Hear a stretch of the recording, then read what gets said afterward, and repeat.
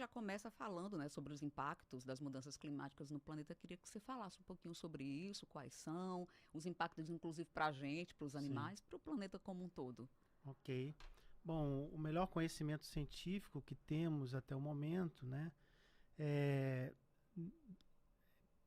está praticamente provado, né, que assim, as mudanças climáticas são causadas por ações humanas, né? Não existe mais dúvida na comunidade científica sobre isso. E basicamente é a elevação das concentrações de gases de efeito estufa na atmosfera. E de onde é que vem esses gases, né? Sim, Basicamente da queima de combustíveis fósseis e do desmatamento, né? São as principais fontes de emissões. Então, como consequência das elevações dos gases de efeito estufa, nós temos o aquecimento global, nós temos o aumento da incidência, da frequência de ocorrência de eventos climáticos extremos, né?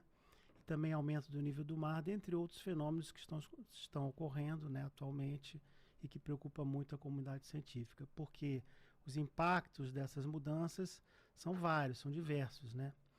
Sobre as pessoas, né, podem afetar a saúde das pessoas. Assim, a gente sabe de vários relatos, né, e documentados de efeitos de, inclusive letais, de ondas de calor, sim. né? Mas não é somente isso, né? Assim, há uma preocupação com o aumento da incidência de doenças tropicais, né? Aumento de desastres naturais por conta desses eventos climáticos extremos, principalmente ligados a fortes chuvas, tempestades, né? Com destruição de infraestrutura das cidades, né? E necessidade de Sim, deslocamento de populações. sim. Então são vários realmente os efeitos, os impactos das mudanças climáticas.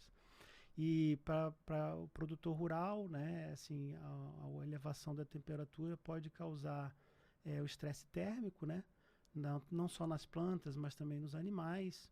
Pode provocar também estresse hídrico na medida que a água vai ficando mais escassa, né, com aumento da frequência de secas e tal. Então, isso pode levar a uma perda de produtividade, eventualmente, no caso de desastres causados por mudanças do clima, até a perda completa, né, da produção. Isso tem sido também uma preocupação para os produtores rurais. A gente tem sentido aqui, né, não apenas no Rio Grande do Norte, mas no Brasil, essa questão dessa onda de calor também, né? Claro que a gente Sim. sempre sentiu, mas eu nunca tinha, a gente nunca tinha passado pelo que nós estamos passando hoje, em consequência também, claro, né, dessas mudanças climáticas. É, exato. A gente vem observando assim, né? Cada ano, o ano é um ano mais quente da É, história e a gente já tem uma sequência de vários anos consecutivos em que foram os mais quentes da história. Então isso mostra de forma inequívoca, né, que estamos numa trajetória muito perigosa, né? A tentativa da humanidade de tentar limitar esse aquecimento global até 1,5 graus. Quando a gente fala de 1,5 graus, é a temperatura média do planeta, da atmosfera, né, do planeta, um aquecimento de até 1,5 graus.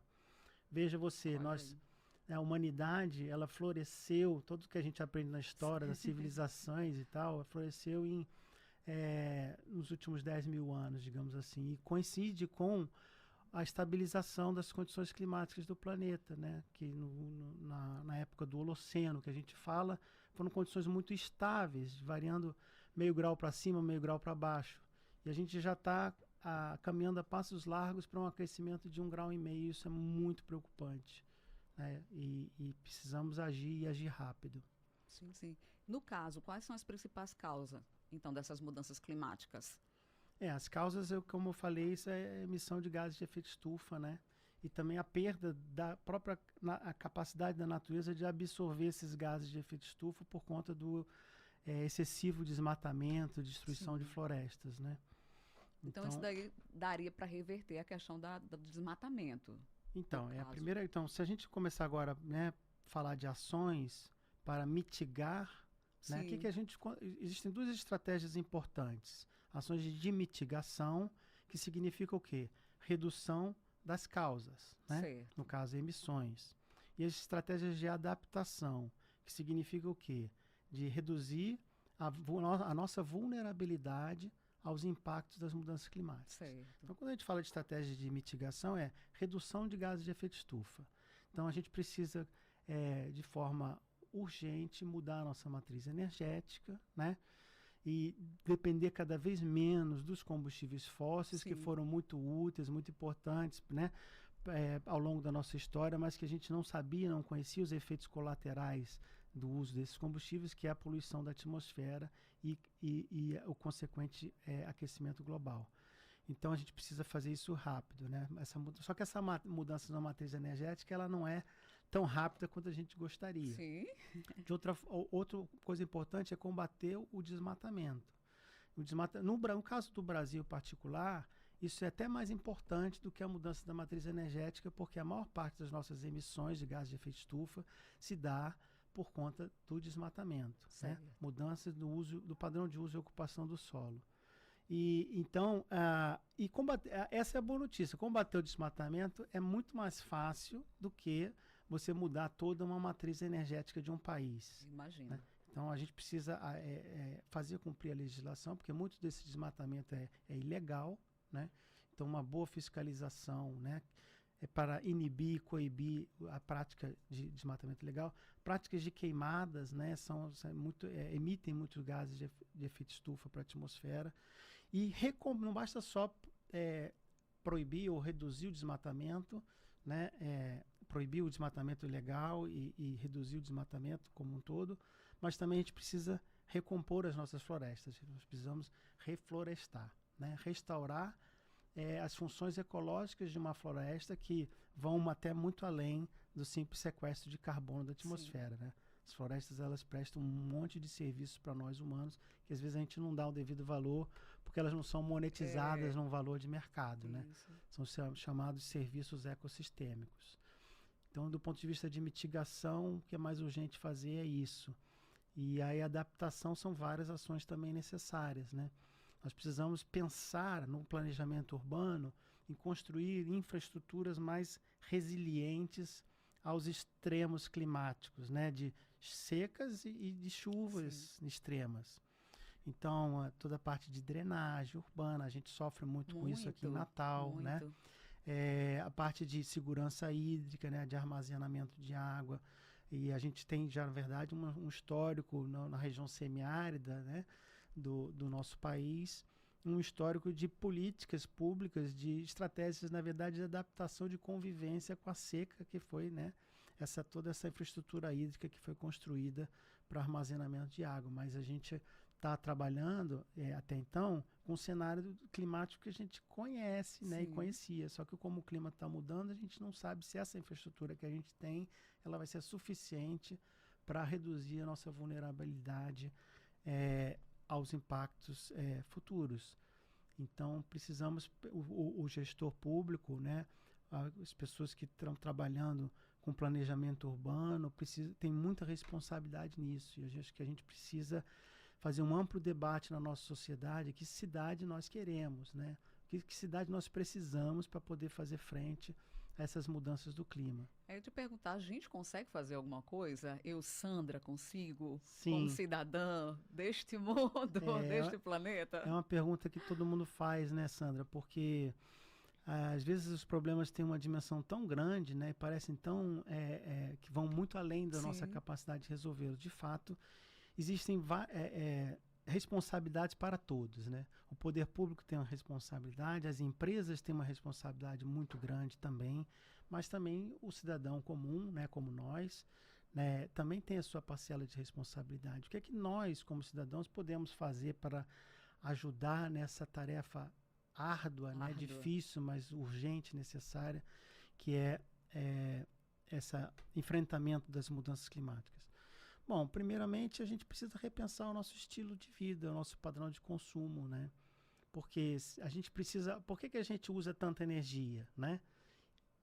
Combustível fóssil, ok, mas assim, é só uma questão de mudar a matriz energética e continuar produzindo e consumindo da forma que a gente produz e consome? Não seria o momento da gente pensar né, repensar o que realmente importa nas nossas vidas? Quer dizer, é acumular coisas, é comprar cada vez mais coisas, buscar assim, esse consumo excessivo, já beirando, muitas das vezes, não é o caso, eu sei que a maioria da população brasileira vive em muita dificuldade, né? Esse não é um recado para eles, né? Mas assim, para aquelas pessoas que vivem vidas confortáveis e que às vezes consomem demais. A gente precisa pensar em reduzir o nosso consumo de energia, reduzir o nosso consumo de coisas materiais, né? E pensar em outras coisas, né, que dão até mais significado e Sim. propósito à vida humana, que não as coisas que estão aí, né? A mídia, a propaganda, né? Induzindo a gente a consumir, mas isso tem um custo ambiental muito grande, Sim. né? Porque o planeta não suporta, né? A natureza não suporta essa pressão Uma que hora ela nós vai exercemos responder, né? e já está respondendo, É. né? Nós somos muitos humanos sedentos, né, por ter uma vida melhor. É legítimo que a gente procure almejar, né, uma melhoria nas condições de vida, mas a gente não pode ter a ilusão de achar que as nossas necessidades elas são puramente materiais e que Sim. comprando mais, consumindo mais, a gente vai resolver os nossos problemas, que não vai. Verdade. Na verdade, a gente precisa. Bom, e a gente também precisa cobrar do poder público, cobrar das empresas atitudes responsáveis, né? Nós precisamos, todos, né, temos a nossa parcela de culpa e temos as nossas responsabilidades Sim. nessa história. Então, comprar de empresas que realmente são comprometidas com causas socioambientais Sim. é sinalizar para o mercado que nós, consumidores, estamos atentos ao que as empresas estão fazendo, né? E nós vamos buscar cada vez mais comprar produtos de empresas que estão realmente, não é que dizem que estão preocupadas, que Que estão realmente fazendo, né? demonstram que estão preocupadas com as Isso. questões ambientais. E cobrar do poder público para que ele faça a sua parte, né? Crie políticas públicas, incentivos, né? Governamentais, econômicos ou não, para que a gente possa fazer essa transição para a sustentabilidade que é tão importante para a nossa própria sobrevivência enquanto espécie humana. Tem uma região do mundo que tem mais vulnerabilidade para essas mudanças? Ou todos nós estamos ali no mesmo barco? É engraçado, é muito boa essa sua pergunta, porque a gente tem uma tendência a achar que as questões ambientais, os problemas ambientais são democráticos e afetam todos igualmente. Isso não é É? verdade, porque a gente sabe que as pessoas mais pobres, né, são as pessoas menos capazes de suportar, ou a gente diz, são menos resilientes, né, elas são menos capazes de se adaptar a mudanças, porque por questões de restrições orçamentárias, econômicas, isso limita muito as possibilidades. Então, a gente sabe que os mais pobres são os mais impactados e os mais afetados com as mudanças do clima, né? Os mais ricos têm mais possibilidades de alternativas, né? Sim. Então, isso vale para as populações dentro de um país, isso vale para países diferentes. Países mais pobres estão em condições piores de enfrentar do que os países mais ricos, né?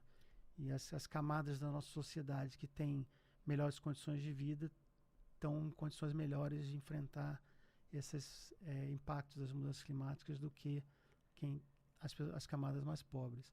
Mas, de fato, de uma forma ou de outra, isso afeta todos, né? Mas não de forma igual. Sim, sim. E aí a gente vai agora para o Rio Grande do Norte aqui. Já estamos aqui no caso. Tem algumas ações sendo feitas aqui no nosso estado, para poder estar diminuindo essas mudanças? Olha, Sandra, eu vejo assim, existe muito boas intenções, né? As pessoas realmente cada vez mais demonstram preocupação com o tema, fala-se muito sobre o tema, mas ações concretas eu Sim. tenho tido muita dificuldade de ver, né? Não quero dizer que não existam, mas Sim. elas não estão aparecendo, né? Pelo menos para a população em geral. Eu sei que, por exemplo, né, o governo do estado tem trabalhado muito e foi aprovado recentemente, se não me engano, em 2023, uma política estadual de mudanças climáticas, né? Então é um primeiro importante passo, né, o poder público criar uma política pública para poder nortear as ações governamentais voltadas para essa questão. Sei também que existem algumas outras ações que estão sendo pensadas, que estão sendo discutidas, de reuso de água, Sim. também pagamentos por serviços ambientais, algumas políticas públicas que eu sei que estão ali sendo concebidas na SEMAR. Mas assim, né, cada um, acredito que algumas empresas também estejam fazendo aí a sua parte, né? Mas eu não saberia te dar, assim, Sim. outros exemplos, assim, da minha cabeça agora. Aqui no nosso Rio Grande do Isso. Norte. A gente espera que tenha, né? E vamos cobrar também, né? Acho que isso é importante também, a gente Exato. tá cobrando dos nossos políticos que têm ali o poder de fazer também alguma coisa. E para cobrar a gente tem que fazer a nossa parte também, né? Exato, exato. Não adianta só empurrar para o outro a Isso. responsabilidade. Verdade. E aí, para a gente fechar essa nossa conversa, qual alerta, né, você daria para quem está agora assistindo a nossa programação, para a população, sobre esse tema, e como a gente começou dizendo, um tema extremamente relevante?